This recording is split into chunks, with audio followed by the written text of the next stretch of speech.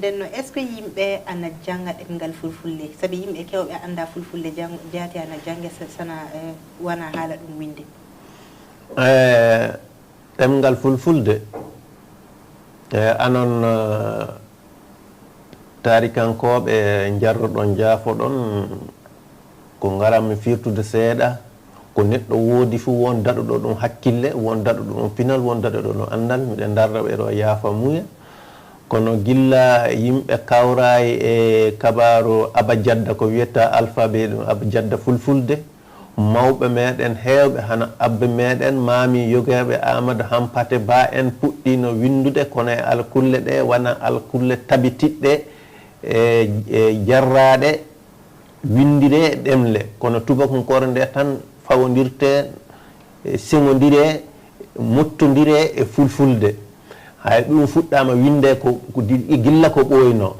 e ley muɗum caggal muɗum mi miili eyo ɗum waɗino hitande 62 fa kawral waɗa fa bindi e fulfulde juɓɓodire ande no abajadde o e karfeje ɗe no cuptorto hen aya gilla nde heewɓe puɗɗi windude e fulfulde ka fulfulde nde ley francire windete hen wona hanano fulfulde jonni nde ni a famina ɗum ne heewɓe puɗɗi windude sa a ƴeewi tan amadou hampate ba miili ley dewtere makko wootere ko ɓuri heewde fof e fulfulde mo windi e muɗum kono bange goto e francire woodi hen ɗum ne ɗum fof hollude tan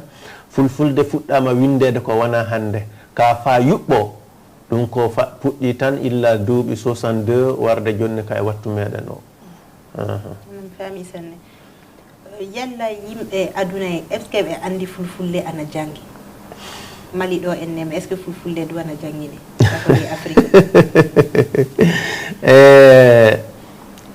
afrique duniya o fo hande ana andi fulfulde ana winde ana jange ana winde ley l'école ngaji men ana winde ana jange ley kiye meɗen ley ladde gure meɗen fulfulde fo ko woodi kabaru sa ƴeewi jonni mi fuɗɗan tan ɗo ɓuri raɓɓiɗinde pédagogie koɓe mbiyata pédagogie convergente ɗum kanjum fuɗɗiɗo mali ɗo yaajinde jande tawe jande nde waɗe ley école ngaji jande mawɓe du waɗe hen jande mawɓe kay a hakkillan fuɗɗi guille e jamanu muɗum kete jaati jamde mawɓe e ɗemle meɗen fulfulde nde a famina donc ɗum fu hollude tan dalili fulfulde nde inde jange e ley école ngaji ɗi fulfulde nde ende jange ley kiye meɗen nde fulfulde nde ana jange ley gure meɗen nde kono jonni kako ƴeeweten tan yella janguɓe ɓe yella ɗum hewti yimɓe funa nafa ona sa seeɗi jonni janguɓe ɓe ko ɓuri heewde fulɓe so jangi seeɗa fu ɓe joppan so ɓe joppi kabaru muɗum o ana tiiɗi sabu a tawan gure e gure no wuro fof a tawan yimɓe seeɗa woni jangoɓe janguɓe sa ɓooyi ɓe caako wa hana ley wuro janguɗo wala hen ɗum ana wondi e amin ana wondi e ella sanne ley pulaku o sabu ko ɓuri heewde jaati sa ƴeewi ley janguinoɓe ɓe feccere maɓɓe fo wona fulɓe tigi tan kono leƴƴi ɓaleji haaloji fulfulde du ana ngoodi e janguinoɓe fulfulde ɓe ɗum ne eɗen mbawi tan wiide hande fulfulde wala fu ɗo jangatake ɗo janguintake ley duniyaru ɗo kono seulement a tawi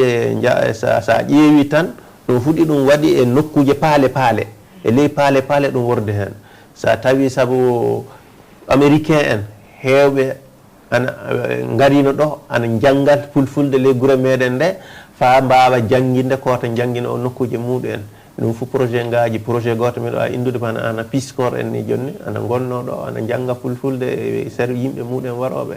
eyo ɗo leydi meɗen ɗo eyo dina fla ana woni ana jangguinano ɗon kono seulement sa ƴeewi ɗo fulɓe ɓe jaaɓa heewde foti e ɓaleɓe jante ɗum fu wiide hoɗum jande fulfulde nafata ɗum woni torraji ɗi e meɗen hoɗum jande fulfulde nafata fay ɗum ella muɗum ana woodi e kanankoɓe meɗen heewɓe wiyoɓe neɗɗo hoɗum jande fulfulde nde nafata hay ɗum waɗi sababu sa ƴeewi heewɓe meɗen an gaɗa hakkille muɗen e jangude fulfulde nde fa sanne ko ɓuri yiɗede tan ɓe jangga nde ɓuri ka eɗen jogui hande sukaɓe jannguɓe fa tili e ley université ngaji ɗi e fulfulde eɗen jogui sukaɓe jannguɓe gila école lesijo o fa mbawi fa jotti classe jeenaɓo caggal muɗum so gaɗi daɗodirol examen ngaji muɗum sa keeɓi natude lycée ngaji ay lycée ngaji ɗiɗu fulfulde e ley ana fuɗɗino jangguinede saabu min jaata mi jangguinino ley lycée turquin goto fulfulde no donc ɗum fu ana holla tan ana jangge ka janggoɓe kewade ko woni kanjum joni sa yeehi classe ley jangguinirdu wotru sa jangguinirdu wotru ɓe anda ko woni jangguinirdu ɓen classe sa yeehi li muɗum a tawan wiyama joni hay joni ɓamen gueɗal fulfulde yiɓɓe jangguɓe gueɗal fulfulde yiɓɓe janggude gueɗal ɗemle goɗɗe ɗe a tawan fulɓe ɓen keewa sanne ko woni kanjum tan ɗum woni sa ƴeewi rafi keewal maɓɓe gilla puɗɗode to ɓe janggayi ley école to ɓe keewa hen